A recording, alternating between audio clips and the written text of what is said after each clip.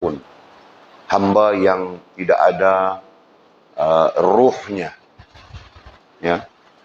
Karena ruh kehambaan itu adalah sedar diri. Nah, ini istilah Walid bawa lagi tinggi ini. Ruh kepada kehambaan. Ruh kepada ubudiyah. Ya. Ruh kepada menghambakan diri pada Allah SWT. Ruhnya adalah sedar diri. Okey? Nah, ketika kita tidak sampai kepada sedar diri, nah itu akan menyebabkan ubudiyah, kehambaan kita itu jadi kelang kabut. Ya, jadi rusak, jadi berbagai-bagai. Masya Allah, tabarakallah. Nasihat yang sangat baik. Ya, mudah-mudahan nasihat ini masuk ke dalam fikiran kita. Amin ya rabbal alamin. Nah, kita teruskan sekarang. Kata musannif, sebagian ulama berkata, ini nasihat ulama. Musannif mendatangkan nasihat para ulama. Nah, apa katanya? Barang siapa yang tidak melihat orang yang berjaya, maka dia tidak akan berjaya. Ini dalam semua hal. Jika kita tidak melihat, nah melihat itu majaz, melihat itu singkatan kepada memerhatikan dan belajar daripada kejayaannya. Kan? Kita melihat orang berjaya, tetapi kita tidak memerhatikannya dan belajar daripada kejayaannya itu. Ya. Maka dia tidak akan berjaya, kita pun tidak akan berjaya. Nah, ini perkataan ulama saja, bukan hadisnya Nabi. Tetapi pengajarannya sangat membantu kita. Ya.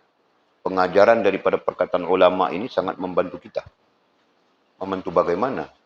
Nah, kita pun dalam pelajaran-pelajaran lain, dalam pengajian lain pun kita sebut juga kan, bahwa manusia yang paling berjaya dalam hubungan dengan Allah adalah baginda Muhammad sallallahu alaihi wasallam, nabi kita. Betul? Nah, jika kita tidak melihat kepada nabi kita, bagaimana dia berjaya membina hubungan yang sangat baik dengan Allah Subhanahu wa taala, hubungan ubudiyah dengan Allah Subhanahu wa taala, maka kita selamanya tidak akan berjaya. Fahamkah? Nah, jadi kerana itu agama menuntut kita supaya melihat nabi kita. Laqad kana fi Rasulillahi uswatun hasanah liman kana yarjullah wal yaumil akhir. Sungguh pada Rasul itu ada teladan yang kita perlu contohinya, yang kita perlu melihatnya, ya, perlu mengambil pelajaran daripadanya, mencontohinya. Nah, karena dia ada contoh teladan yang baik bagi orang-orang yang mau kepada akhirat. Liman kana yarjullah, orang-orang yang mau kepada Allah Subhanahu wa taala dan selamat di hari akhirat. Nah, itu dalil Al-Qur'annya. Jadi, langsung tidak langsung, ya, melihat kepada orang yang berjaya, pertamanya adalah melihat Nabi SAW. Karena berjaya yang kita bincangkan di sini bukan berjaya dunia. Berjaya yang kita bincangkan di sini adalah berjaya dalam hubungan dengan Allah Subhanahu wa taala, yang kita simpulkan sempurna hubungan dengan Allah Subhanahu wa taala itu adalah kejayaan sebenar. Ya, kita tidak tertipu dengan kita tidak tertipu dengan iblis, kita tidak tertipu dengan dunia. Bahwa dunia menyifatkan berjaya itu ialah apabila kau memiliki kesenangan-kesenangan di atasnya. Nah, itu tipu daya dunia kepada kita. Nah, kan? Nah, sampai-sampai dalam pikiran umum, dalam pikiran kita secara umum, nah, kita banyak duit baru kita berjaya. Yang lain, kita banyak harta baru kita berjaya. Yang lain, kita ada segala yang kita mau, nah itu kita berjaya. Nah, itu tipu daya dunia kepada kita. Betul.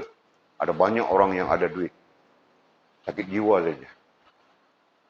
Ada banyak orang yang kaya raya dia, tapi hidup dalam keadaan yang mau sujud kepada Allah Subhanahu wa taala setahun sekali pun susah. Ya, apalagi mau istighfar, mau bertasbih, mau berselawat. Betul kan? Nah, contoh. Ada orang yang memiliki segala-galanya dalam kehidupan ini. Ya, yang kita maknakan sebagai apa? Sebagai aksesori, sebagai perhiasan untuk hidup ini. Ada dia semua. Kereta ada, motor ada, semua ada. Tidak ada yang tidak ada. Kan? Nah pun tidak senang juga. Ada saja hal-hal yang yang memayahkan, menyukarkan. Nah itu kita belajar tentang tabiat dunia, gitu kan? Nah, ingat Mimi, nah Allah menciptakan dunia, sifatnya dunia itu adalah kesukaran, kepayahan dan kesukaran, betul kan? Nah ini artinya apa? Apapun keadaanmu, kau tidak akan pernah terlepas daripada kesukaran dan kepayahan. Nah karena itu sifatnya dunia. Ya, karena itu sifatnya Allah menciptakan dunia. Nah, jadi kita jangan ingat orang yang duitnya banyak, dia tidak sukar, dia tidak payah dan sukar. Dia payah dan sukar sama saja. Ya kan? Orang yang hartanya bertimbun-timbun, dia tidak sukar, tidak payah. Sukar dan payah sama saja. Kan? Nah, orang yang sederhana saja, dia pun sukar dan payah sama saja. Betul, Miji? Kenapa? Karena itu tabiatnya atau sifatnya Allah menciptakan dunia. Seperti Allah menciptakan kita manusia, ada sifat manusianya kan? Nah, contohnya kita tidak pernah mau menikah dengan kambing. Walaupun sekali-sekala muncul gila-gila itu kan. Muncul gila-gila tahu kan? Menikah dengan anjing berlaku di India. Hah? Itu manusia gila sudah. Menikah dengan anjing. Akhirnya dia cemburu bah anjingnya pergi pergi cari betina lain, anjing betina lain tahu kan? Nah, dia cemburu. Dibunuhnya, ditembaknya anjing. Itu di India, boleh baca ada Facebooknya, dicerita dalam Facebook, tahu gak? Nah, gila sudah, tahu gak? Nah, jadi kita tidak ambil pot untuk berbincang tentang orang gila. Kita bercakap tentang manusia, gitu kan? Nah, mana pernah ada manusia mau menikah dengan kambing, mau menikah dengan, tidak ada. Manusia akan dengan manusia saja, betul ini? Begitu juga haiwan, mana ada haiwan yang mau menikah dengan manusia? Nah, itu apa? Itu karena Allah menciptakan setiap makhluk sesuai dengan sifatnya atau tabiatnya. Betul? Nah, jadi sama saja. Nah, kalau begitu, ya, kalau kita paham sudah berjaya itu bukan duit banyak, bukan harta banyak, bukan kita memiliki segala aksesori dalam kehidupan kita, perhiasan-perhiasan dalam kehidupan kita. Bukan itu. Berjaya itu ialah jika kita menghubungkan diri kita dengan Allah. Nah, itu muktamad sudah. Ya, muktamad. Tidak ada perbincangan-perbincangan luar Pak, pada sisi ulama kita. Ya. Berjaya itu ialah orang yang berjaya menghubungkan dirinya dengan Allah Subhanahu wa taala daripada awalnya sampai kepada kesempurnaan, sampai kepada sempurna hubungan dengan Allah Subhanahu wa taala. Itulah orang yang berjaya. Ini disebutkan oleh baginda Rasulullah SAW. Disebutkan oleh Allah SWT di dalam Al-Quran. Nah ayatnya, A'udzubillahi minasyaitanirrajim. Laisal birra an tuwallu wujuhakum qibala al-masyriqi wal-maghrib. Walakinnal birra man amana billahi wal yawmil akhir. Ya kan? Nah Allah sebut jelas. Laisal birra. Perkataan birra kita permudahkan dengan makna kejayaan. Tidaklah dinamakan kejayaan. Antuwallu jika sekiranya kalian wujuhakum menghadapkan diri kalian ke timur dan ke barat. Nah artinya kejayaan itu macam orang barat punya berjaya. Kita pun mau berjaya macam orang barat. Di keadaan lain kita pun mau berjaya macam orang timur misalnya. Kan bermewah begini, kehidupan yang begini. Nah kita memerhatikan itu sebagai kejayaan. Nah Allah menafikan. Laisa, tidaklah itu dinamakan kejayaan. Nah, perkataan laisa. Belajar bahasa Arab nanti semua kita. Tidaklah dinamakan kejayaan dengan kalian menghadapkan wajah kalian ke timur dan ke barat. Dengan maksud yang kita sebutkan tadi. Antuwal wujung qibala al-masyriq wal maghrib. Walakinnal birra. Tetapi yang dinamakan kejayaan itu. Tafsirannya ada ya. Dalam kitab-kitab tafsir berbeza. Tetapi yang dinamakan kejayaan itu ialah man amana billah. Siapa yang beriman dengan Allah. Nah, beriman kemudian kita terjemahkan dengan makna meyakini, begitu kan? Meyakini Allah Subhanahu wa taala dan meyakini hari akhirat. Nah, itu kejayaan. Jadi, dalam tafsir kita, meyakini Allah, meyakini hari akhirat itu adalah meyakini Allah itu adalah tujuan. Meyakini hari akhirat itu adalah motivasinya, begitu kan? Nah, jadi dengan dua hal itu, dengan motivasinya, dengan tujuannya itu, nah kita yang apa tadi, yang mencari kejayaan itu akan menghubungkan diri kita dengan Allah Subhanahu wa taala. Itulah kejayaan. Jelasnya ini. Nah, Walid satu keadaan Walid harap Walid mudah-mudahan sampai kepada kejayaan sudah dari sudut itu. Kan? Nah, tadi datang Ustaz Naim, kita sembang lagi tadi, kita bincang lagi tadi. Nah, sungguh-sungguh dia. Walid pun sungguh-sungguh nekat. Walid bilang dia, Walid wakafkan diri untuk mengajar. Masya Allah dia bilang. Anak pun nanti macam Ustaz juga. Nah, wakafkan diri. Bukan senang itu, tahukah? Okey, insya Allah. Jadi, dalam hal ini, dalam hal nasihat ulama ini, barang siapa yang tidak melihat orang yang berjaya, maka dia tidak akan berjaya. Kita tidak mau panjang-panjang cerita sana sini itu, ya kan? Kita lihat saja baginda Nabi kita sallallahu alaihi wasallam. Ya, karena dia adalah orang yang berjaya. Nah, lagi kita mau lihat siapa? Kita dengan Nabi 1500 tahun. Kita mau lihat siapa? Lihat sahabat, para sahabat. Sampai tadi kita sebut sudah, sahabat itu digelarkan dengan generasi Al-Quran. Bukan kita saja yang menyatakan, bukan umat Islam saja yang menyatakan, bukan ulama Islam saja yang menyatakan. Orang putih yang buat kajian, mereka pun menyatakan juga. Kan? Nah, itu orang yang berjaya. Nah, jika tabi'in itu pun kita tidak dapat melihatnya, lihat saja tabi'in dan mereka-mereka selepas daripada setiap satu generasi, gitu kan? Nah, sampai-sampai kita terakhir adalah generasi ulama. Nah, lihat saja ulama-ulama orang soleh itu kan, perhatikan saja mereka. Ambil ibrah daripada mereka, ambil pengajaran daripada mereka, daripada ulama-ulama, kan? Jangan kita perhatikan Antonio Banderas, John Travolta, itu tua sudah dia, Tom Cruise.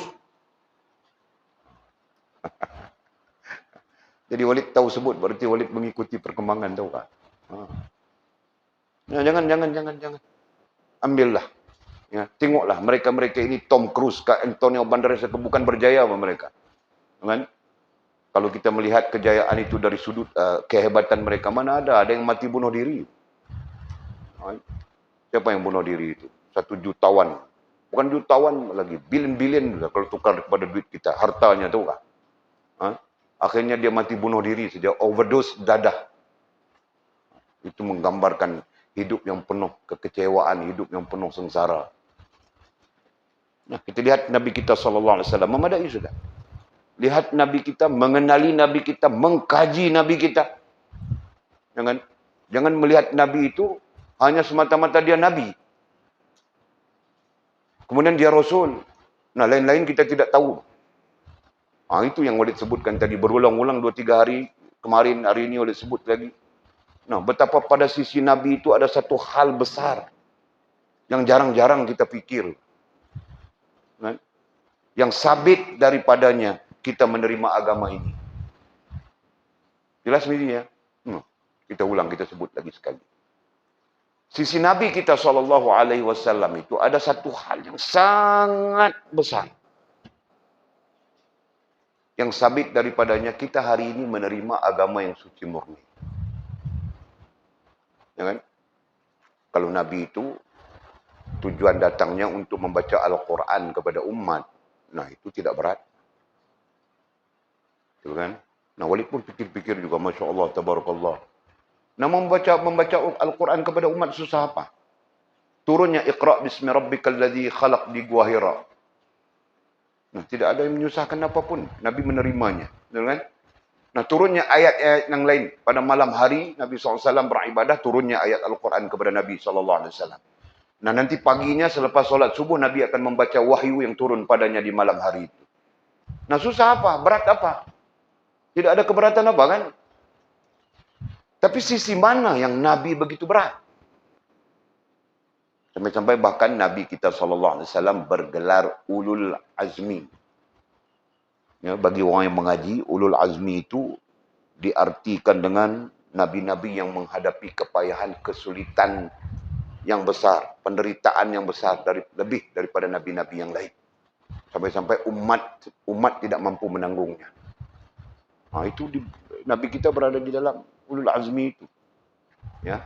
Nah, artinya nabi kita mengalami penderitaan, kepayahan, kesusahan, kesengsaraan yang besar.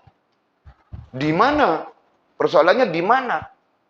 Padahal nabi kita membaca ayat Quran kepada umat saja. Itu pertanyaan kita kan. Nah, rupa-rupanya kepayahan nabi, kesusahan nabi, kesukaran nabi ada di posisi irsyad. Nah, kami pun pakai perkataan itu. Walaupun lama sudah tidak baca kitab. Jadi tidak menggunakan istilah itu. Kemarin baca kitab, kemarin dulu nak jumpa istilah itu semula. Irsyad. Apa itu irsyad? Irsyad artinya Nabi, tugas ataupun tindakan Nabi mencerdikkan umat. Itu yang payah. Itu yang menjadi kesusahan, kepayahan bagi baginda Rasulullah sallallahu alaihi wasallam. Nah, karena beliau dibangkitkan di kalangan umat jahiliyah kan? Jahiliyah artinya bodoh. Nah, dia dibangkitkan di kalangan orang-orang yang bodoh sudah. Nah, jadi Nabi SAW bertindak untuk mencerdikkan umat. Nah, itu yang menjadi payah. Sampai sekarang pun mencerdikkan orang ini bukan satu hal yang mudah. Ya. Membodohkan senang saja. Betul kan? Nah, membodohkan orang itu cukup senang. Tapi mencerdikkan orang itu hal yang sangat payah. Ya. Sebab itu Walid ajar kamu orang awal ada dua perkara. Satu liqa'ul fikri. Apa itu? Termasuk di sana apa? Mencerdikkan. Ya. Nah, baru liqa'ul ilmi. Setelah dia cerdik, baru dia boleh menerima ilmu. Ini bodoh saja macam mana mau terima ilmu. Betul kan, Jul? Jadi Rasulullah SAW melakukan tugas ini. Melakukan hal ini. Yang sabit daripadanya Rasulullah SAW melalui kepayahan, kesukaran, penderitaan dan sebagainya. Masya Allah, tabarakallah. Yang sampai-sampai kita hari ini ada sedikit kecerdikan. Betul kan? Bukan banyak, ada sedikit kecerdikan. Ada sedikit kepandaian. Ya, karena celik-celik kita dengar sudah. Oh, Nabi kita ialah Nabi Muhammad SAW. Tuhan kita ialah Allah Subhanahu Wa Taala. Jadi dengar sudah itu. Terbawa-bawa dalam hidup kita. Walaupun satu ketika solat kemana itu kan. Nah, tapi sekurang-kurangnya terbawa-bawa hal itu. Menyebabkan kita terfikir, kita berfikir dan sebagainya. Nah, itu adalah bagian daripada Nabi mencerdikkan kita. Fahamkah? Nah, cerdik pun tidak sesuai istilahnya. Istilah apa tadi kita sebut? Celik akal. Begitu, Bang. Ya, itu istilah yang paling asas. Nabi mencelikkan akal kita. Nah, jika tidak, kita pun bodoh, Bang. Macam Abu Jahal, macam Abu Lahab juga. Nganjul? Nah, sekarang pun wujud manusia-manusia begitu. Allah, Masya Allah. Pengorbanan Nabi kita. Sebab itulah. Ya. Tidak berbaloi bahawa kita bersalawat 100 kali saja sehari. Tidak berbaloi. Okah. Nah, jadi berapa kali? Nah, aku pun tidak tahu. Aku pun 100 kali tidak penuh. Nah, mungkin tidak ada bilangan. Bersalawat saja kita kepada Nabi SAW. Terima kasih kita. Ya. Karena mencelikkan akal. Ya. Dia membina umat pada ketika itu. Tapi celik akal umat sampai sekarang. Betul kah? Nah. Masya Allah. Tabarakallah. Nah, contohi dia. Lihat dia. Ya. Mau lihat macam mana? Belajar tentang Nabi kita SAW. Ya kan? Itu termasuk fardu ain sudah itu. Belajar tentang Nabi. Tinggal lagi kita mau belajar secara ijmali. Nah, itu istilah tadi ya. Ataupun tafsili. Nah, secara ijmal, itu secara orang awam saja. Secara tafsil, itu secara ilmiah. Betul kan? Nah, kaji, belajar tentang Nabi kita SAW. Mengenali dia. Ini kita orang Islam sudah berapa tahun? Sudah 20 tahun, 18 tahun, 17 tahun, 54 tahun kita jadi orang Islam. Nabi kita sendiri pun kita tidak kenal. Tahu dia Nabi saja, tahu dia Rasul saja. Kan? Tahu dia sebagai teladan saja. Kan? Tapi teladan apa yang kita mau ambil daripada dia? Nah, itu kita tidak tahu. Ya? Oh, dengar hadisnya. Hadis ya kita tidak nafikan. Tapi persoalan besar hadisnya bukan satu, bukan dua, bukan 1000 seperti mana diriwayatkan oleh Bukhari, 1500 lebih, 5000 lebih. Kan? Bukan 10.000, bukan 20.000, bukan 30.000. Yang namanya hadis yang terlontar daripada mulut Nabi SAW itu sudah tentu berjuta. Karena Nabi orang hidup, bukan orang mati. Kan? Nah, dia bercakap hari-hari. Jadi kalau mau dirakamkan, mau direkodkan percakapan Nabi SAW, sudah tentu berjuta-juta kalimat. Kan? Jadi, dalam konteks kita melihat Nabi sebagai hamba Allah yang berjaya, ya, mau dilihat kepada hadis-hadis yang banyak, kita pun tidak ada kesempatan. Betul kan? Jadi apa yang patut kita buat? Nah, belajar juga apa? Mau cerita macam mana? Ya kan? Dasarnya tetap belajar. Okey. Jelas sudah ya? Jelas, barang siapa yang tidak melihat orang yang berjaya, maka dia tidak akan berjaya. Jadi kita pun melihat orang yang berjaya, Nabi SAW. Kemudian kita jauh dengan Nabi, sahabat. Lagi, nah di bawah sahabat itu tabi'in. Di bawah tabi'in itu siapa lagi? Tabi'in. Di bawah tabi'in siapa? Salafus salih. Di bawah salafus salih itu siapa? Ulama warasatul anbiya. Nah, jadi sampai bila pun kita perlu melihat para ulama. Nah, itu. Nah, jangan lihat macam disebut tadi Antonio Banderas, Tom Cruise, siapakah kau, jangan lihat. Pejamkan matamu, butakan matamu daripada mereka. Jangan lihat Nabi SAW. Nah, kemudian kata musannif, kamu melihat orang-orang yang berjaya. Mungkin saja kita melihat orang-orang yang berjaya. Ya, kita melihat ulama, kita melihat tabi'in, kita melihat tabi'in, kita melihat sahabat Nabi, bahkan kita melihat Nabi SAW dari sudut kejayaan mereka. Tetapi kamu hanya melihatnya dengan dua mata kepalamu. Nah, ini pun satu persoalan lagi. Ya, kalau tadi kita sebut perkataan nasihat ulama itu secara jasmaniah gitu kan, secara jasmaniah. Nah, ada satu sisi lagi, sisi rohaniahnya. Apa? Kamu melihat orang yang berjaya. Kita sebut sudah tadi, tetapi kamu hanya melihat dengan dua mata kepalamu. Artinya kita cuma melihat dengan mata kita saja. Kan? Kejayaannya begini, kejayaannya begitu, kejayaan begini, kejayaannya begitu. Sampai kita nanti menafsirkan kejayaan mereka, oh sebab itu, sebab ini, sebab itu, sebab ini. Padahal ada sisi yang bukan boleh dilihat dengan mata kepala. Nah, sisi itu. Ya. Tidak dengan kedua-dua mata hatimu, yakni basirah katanya. Kita tidak melihat dengan mata hati kita. Rasulullah SAW. Ya, kita melihat perkataannya begitu, begini, begitu, begini. Ya, kita pun ikut. Tetapi kita tidak melihat dengan mata hati kita. Bagaimana Rasulullah SAW. Kan? Kita melihat kejayaan para sahabat. Nah, kita pun baca para sahabat punya kejayaan. Ya, merujuk kepada para sahabat untuk mengikuti para sahabat. Nah, kita pun melihat dengan mata kepala kita. Bukan kita melihat dengan mata hati kita. Tahukah kita, Abu Bakar Siddiq radhiyallahu ta'ala anhu, istighfarnya satu hari 30.000 kali. Itu asar ya. Nah, kita mau istighfar 500 kali pun kadang-kadang terkantui juga. Istighfar Sayyidina Abu Bakar. Itu ada dalam ada di dalam tarikat Naqsyabandiyah. Ya, sanadnya sampai kepada Abu Bakar Siddiq. Nah, sanad istighfarnya itu 30.000. Istighfar yang tamam, bukan istighfar astagfirullahaladzim, astagfirullahaladzim, astagfirullahaladzim. Bukan itu. Istighfar yang tamam. Tamam dengan maksud astaghfirullahaladzim alladzi la ilaha illa huwal hayyul qayyum wal hayyul qayyum wa atubu ilaih. Nah, itu.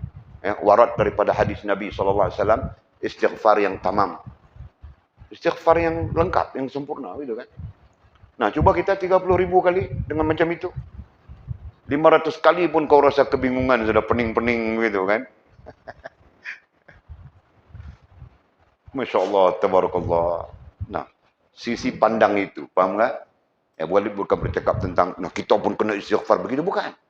Sisi pandang.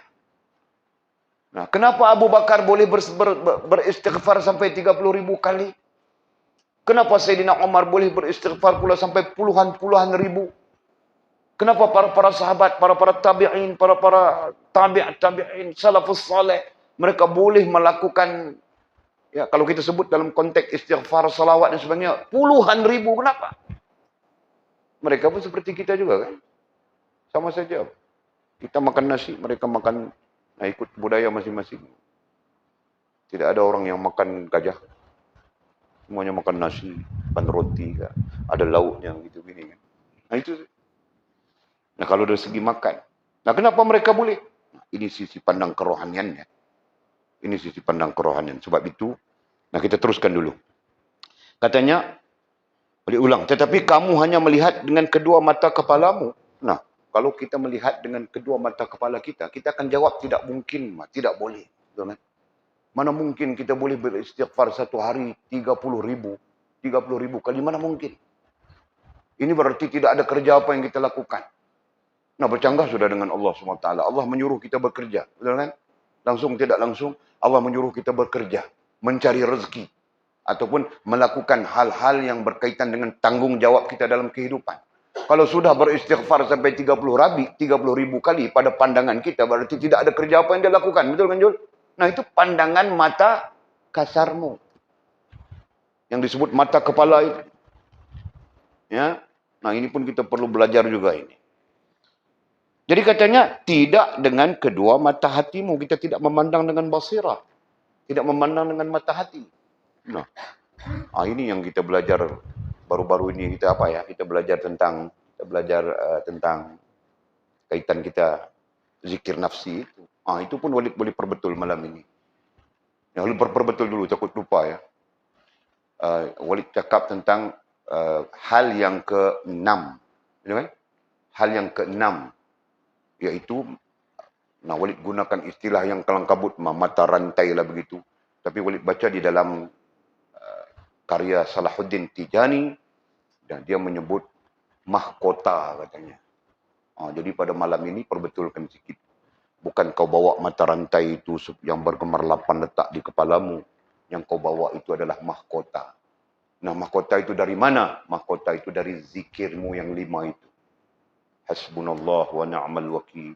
La hawla wa la quwata illa billahil aliyul azim. Dengan la ilaha illa anta subhanaka inni kuntu minaz zalimin.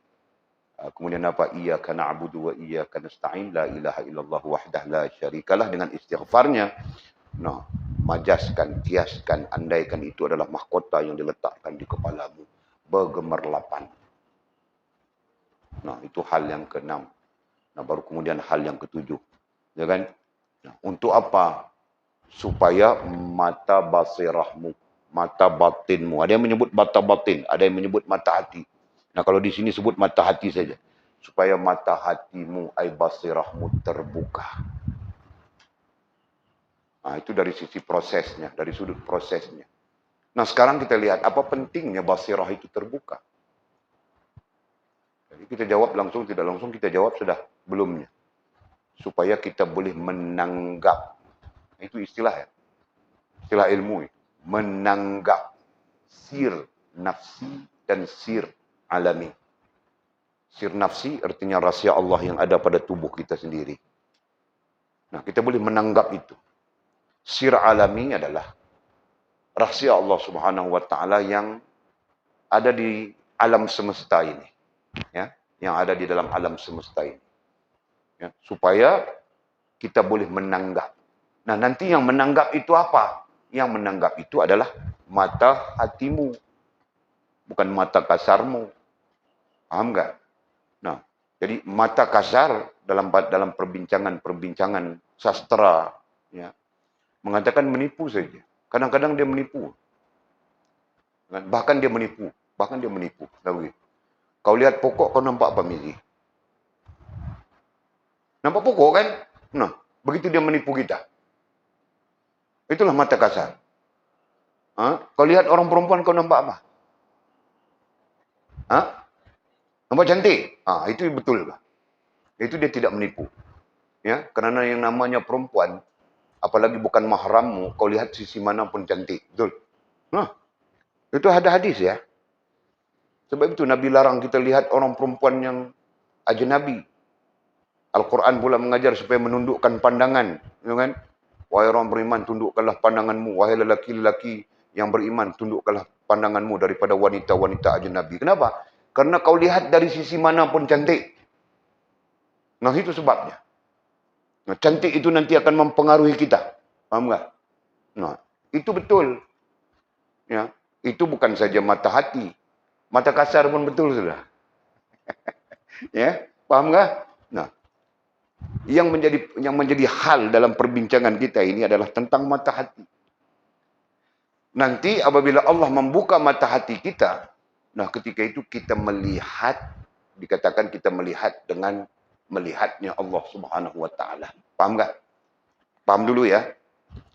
Nah, sama saja diartikan nanti kita melakukan. Tadi melihat ya. Kita melihat dengan melihatnya Allah. Dengan penglihatan atau melihatnya Allah SWT. Paham tak? Nah, kita mendengar dengan mendengar Allah Subhanahu wa taala. Disebut dengan pendengaran Allah. Ya, Maulana Syekh Mursyid kita menyebut di dalam Futhul Ghaib. Ya, di dalam kitab Futhul Ghaib itu tariknya kita belajar. Engkau akan melihat dengan penglihatan Allah. Engkau akan mendengar dengan pendengaran Allah. Engkau akan melakukan dengan perlakuan Allah. Nah, semua disebut begitu. Nah, sama saja konsep yang sedang kita bercakap. Kita akan melihat dengan penglihatan Allah. Maksudnya Allah yang menjuruskan. Ya. Bukan nafsu kita yang menjuruskan. Allah yang menjuruskan mata kita. Sudah tentu yang kita lihat itu adalah kebaikan. Atau yang membawa kita kepada kebaikan. Faham tak? Nah, begitu. Engkau mendengar dengan pendengaran Allah. Nah, sama saja nanti. Engkau melakukan dengan lakuan Allah. Nah, ketika itu kalau kau pegang tasbih, mata kasar kau hanya begitu kan, mata kasar kau. Nah, tapi perlakuan Allah itu nantinya, berlebih-lebih. Faham kan? Kita cuba memahami bagaimana tadi kita sebut Abu Bakar Siddiq sampai 30.000 zikirnya. 30.000 istighfarnya.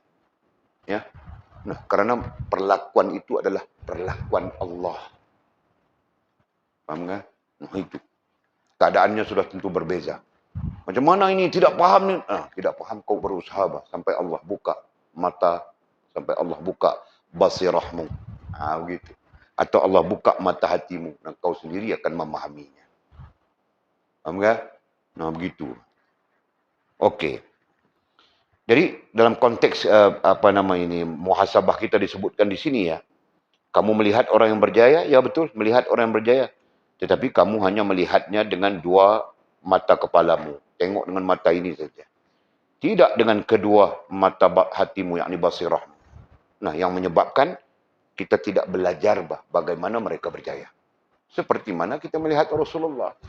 Langsung tidak langsung kita melihat Rasulullah ya. Apabila kita membaca hadis, ya, membaca pengajaran baginda Rasul, langsung tidak langsung kita melihat kepada Rasulullah. Tapi tetap sama saja. Kita melihat dengan mata kepala kita. Bukan dengan mata hati kita. Nah, kalau kita melihat dengan mata hati kita, Masya Allah, Tabarakallah, kan? Bahawa Rasulullah SAW ini satu hamba yang ya, dalam periwayatan Ummul Mukminin, ini hal dalam rumah ya. Dalam periwayatan Ummul Mukminin, Rasulullah itu lepas salat dia, lepas salat dia, lepas salat dia. Nah, salatnya saja. Bukan cerita lain lagi, salatnya saja. Dengan nah, itu pun kita tidak boleh ikut. Lepas sembahyang. Lepas sembahyang. Itu yang Walid sebutkan. Sampai-sampai para fuqaha tidak tahu mau menamakan apa solat yang dilakukan oleh Nabi SAW, kecuali yang diwaratkan, disebutkan oleh Nabi SAW. Nah, yang Nabi SAW tidak menyebutnya, nah itu para ulama mau tulis solat apa? Gitu kan? Sampai-sampai ditanya kepada Ummul Mukminin, solat apa yang dilakukan oleh baginda Rasulullah SAW begitu banyak lepas solat, lepas solat. Nah, para ulama menamakan itu solat mutlak. Solat sunat mutlak. Padahal tidak ada dalil yang menunjukkan solat mutlak itu. Faham tak? Jelas ya, Atul? Nah, itu satu sisi. Solat saja. Nah, kita andaikan sisi lain, zikirnya. Kan? Zikir Nabi SAW, istighfar Nabi SAW bukan macam kita. Diriwayatkan oleh Ummul Mukminin radhiyallahu taala anha, Aisyah Ummul Mukminin radhiyallahu taala anha, satu hari ya, Ummul Mukminin Rasulullah SAW berbaring di atas kaus. Kita tidak ada kaus di sini. Di sebelah India, di sebelah Pakistan, orang-orang sana dia ada kaus. Dia macam katil yang diikat dengan tali ke apakah, dibuat dia punya tempat untuk kita duduk itu. Nah, diletak di bawah pokok ke apakah, jadi dibaring di situ. Faham kah? Bukan sofa ya, bukan sofa, kaus. Nah, masyarakat Arab masih ada itu. Masyarakat sebelah Pakistan, India masih ada itu. Pada ketika Walid ada di sana. Sekarang tidak tahu sudah. Ya, Rasulullah SAW tidur di atas itu. Baring Rasulullah. Aisyah Ummul Mukminin tidur di bawah. Ya. Jadi seolah-olah di sini Rasulullah berbaring, Aisyah berbaring di bawah. Nah, tiba-tiba Aisyah meriwayatkan bahwa aku rasa macam panas tanganku. Aisyah berbaring macam mana kita tidak tahu ya. Tapi dia rasa panas tangannya. Dia pun pegang rupanya air. Nah, jadi dia perhatikan rupanya air itu datang daripada Nabi SAW. Bukan air liur basi ya. Masya Allah, tabarakallah. Air itu adalah air mata Nabi SAW. Rupanya dalam keadaan tidur pun dia beristighfar, minta ampun kepada Allah Subhanahu Wa Taala. Tahu kah? Paham kah itu? Nah, mungkin dia tidur kan? Tidur dia, tapi dalam tidurnya pun dia minta ampun kepada Allah Subhanahu Wa Taala. Allah, Masya Allah. Itulah Nabi kita. Dalam riwayat lain mengatakan, bukan minta ampun kepada Allah saja, dia minta ampun untuk umatnya juga. Kita ini. Betapa kasihnya beliau kepada umat. Nah, dia minta ampun 1400 tahun dulu, dia minta ampun sudah. Ya Allah, ampunkan Jul. Ya Allah, ampunkan Rantau. Ya Allah, ampunkan Mizi. Ya Allah, ampunkan Lina. Ya Allah, ampunkan Mimi. Ya Allah, ampunkan Atul. Ya Allah, ampunkan Walid. Ya Allah, ampunkan Mama. Ya Allah, ampunkan. Ini diminta sudah. Nah, mungkin dia tidak minta begitu ya. Nanti kami riwayatkan dari Walid kami. Rasulullah SAW minta ampun untuk aku. Walid sebut. Kamu jangan cari pasal. Nanti bid'ah bilang wahabi-wahabi. Itu tahu kah? Ini contoh saja. Paham Jul? Rasulullah SAW berdoa untuk umat. Ya Allah, ampunkanlah umatku. Ya Allah, ampunkanlah umatku. Ya Allah, ampunkanlah umatku. Nah, air mata menitik. Nah, kita kalau tidur bukan air mata yang menitik, Jul. Air liur basi yang menitik. Tuan Jul kan? Masya Allah. Tabarakallah. Okey, jelas ya tentang pandanglah dengan mata hati.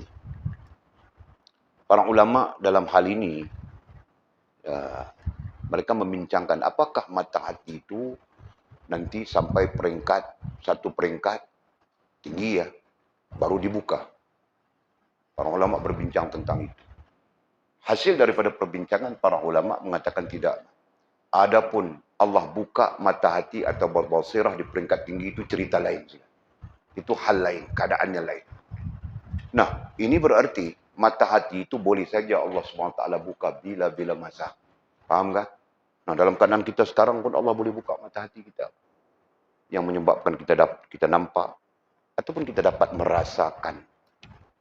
Nah, itu adalah bagian daripada bahagian daripada amalan mata hati, ya. Bahagian daripada tingkah lakunya mata hati. Nah, boleh merasakan, kan? Nah, itu adalah peringkat-peringkat awal. Jangan sampai kita rasa pun tidak ada, kan? Rasa pun tidak ada, rasa mau ikut Rasulullah, rasa mau ikut sahabat, rasa mau ikut, misalnya kita sebut begitu kan, rasa mau ikut tabi'in, mau ikut orang soleh, mau ikut ulama. Rasa itu pun tidak ada. Yang ada mau ikut orang putih saja misalnya. itu berarti hancur sudah kita. Contoh, okey. Kemudian katanya, keimanan yang engkau miliki, Allah, jangan marah ya. Jangan marah ketika Maulana Mursyid ini kadang-kadang macam dia mengata kita saja. Nah, hakikatnya dia bukan mengata kita, tetapi dia memberikan motivasi kepada kita kan, supaya kita beringat. Keimanan yang engkau miliki bukanlah keimanan yang bermanfaat bagimu. Allah Akbar. Takut juga kita. Keimanan yang kita miliki sekarang, ada sekarang, tidak bermanfaat kepada kita. Ini maksud motivasi ya, bukan dia mengata kita. Ingat itu. Ya kan? Bukan dia mengata kita, tetapi dia menyebut dalam maksud motivasi. Itu, Walid ulang 2-3 kali supaya kamu orang jangan ada buruk sangka kepada guru kita ini, mursyid kita ini. Ya. Keimanan yang engkau miliki bukanlah keimanan yang bermanfaat bagimu sehingga engkau tidak melakukan dosa. Betul bah. Sampai di situ memang betul. Kita bilang kita beriman, tapi dosa tetap kita bergelumang saja. Nah, artinya maksud yang tadi, keimanan yang kita miliki itu tidak bermanfaat bagi kita. Kenapa? Tidak menegah kita daripada melakukan dosa. Padahal keimanan itu adalah benteng yang teguh, yang kukuh, yang kuat. Ya, yang membentengi kita daripada terlibat dengan dosa. Betul? Mungkin kita tidak melakukan dosa yang secara kasar begitu kan. Nah, kita ada lagi dosa-dosa yang secara halus-halus, secara samping-samping, secara diam-diam begitu. Ya. Mungkin saja. Secara sembunyi-sembunyi. Nah, mungkin saja. Allah. Masya Allah, tabarakallah. Ya. Padahal manfaat iman itu sebenarnya membaguskan kita, membaikkan kita. Nah, itulah manfaat keimanan. Atau kalau kita bercakap tentang implikasi iman itu, menjadikan kita orang yang bagus, orang yang baik, orang yang berbetulan dengan Allah, orang yang berbetulan dengan Rasulullah sallallahu alaihi wasallam. Nah, mana ada Walid sendiri pun hancur, bah. Selalu tengok saja orang masak, Indun masak. Sekali-sekali dia lintas juga bahawa orang perempuan tidak pakai seluar. Dalam itu kan. Facebook itu. Nah, jumpa juga. Masya Allah, tabarakallah. Kamu orang punya Facebook tidak ada kan? Tidak ada itu kan? Semua keluar sembahyang-sembahyang, zikir-zikir saja begitu kan? Bagus, alhamdulillah. Walid punya Facebook keluar macam-macam. Padahal Walid tengok orang masak saja.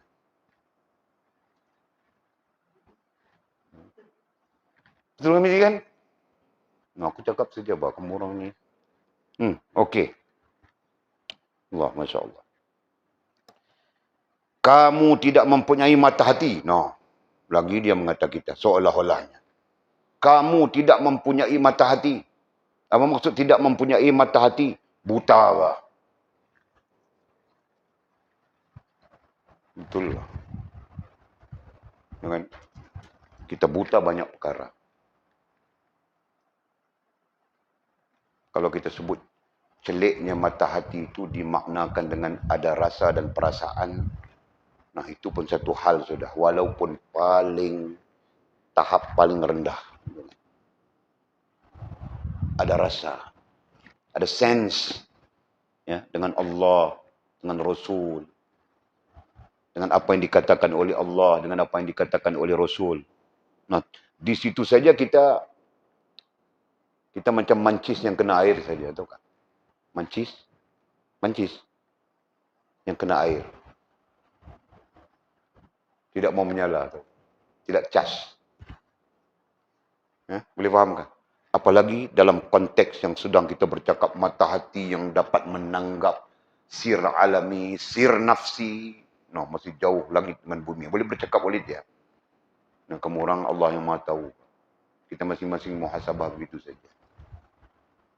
Ya. Betul. Kamu tidak mempunyai mata hati. Bukan tidak ada mata hati, tapi masih buta. Mungkin begitu kan. Atau celik sedikit, ada celik sedikit. Celik sedikit itulah yang kita kaitkan dengan rasa. Nah mungkin itu. Sekarang ada rasa sudah. Dengar ayat Allah, kurasa takut sudah. Dengar hadis Nabi, kurasa takut sudah. Nah sekurang-kurangnya ada rasa itu. Dengan bukan dengar ayat Allah, dengar hadis Nabi, keras kepala satu macam saja. Lantak dia punya pasal lah, aku punya pasal. Itu yang sedang berlaku kepada umat. InsyaAllah, tabarakallah. Yang katanya, yang dengannya, apa? Mata hati itu tadi. Yang dengannya, ai mata hati, engkau dapat melihat. Ya, engkau dapat melihat. Nah, di situ bukan melihat ya. Melihat itu menanggap. Bukan melihat. Kalau melihat itu mata kasar. Menanggap, nah itu mata hati. Jadi sebab itu disebut, yang dengannya ai mata hati itu, engkau dapat melihat. Jadi perkataan yang sesuai adalah menanggap. Jadi dipotong. Dipotong melihat itu. Walid berdasarkan kepada teks Arabnya.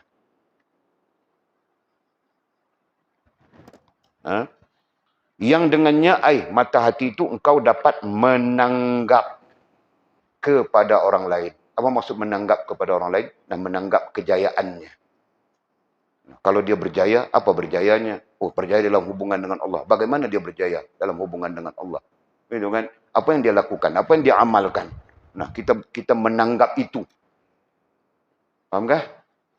Seperti mana kita menanggap, kita bercakap tentang Rasulullah SAW. Nah, kita pun mau menanggap bagaimana Rasulullah SAW berjaya dalam hubungannya dengan Allah SWT. Nah, kerana dia model gitu kan. Nah, kita mau menanggapnya.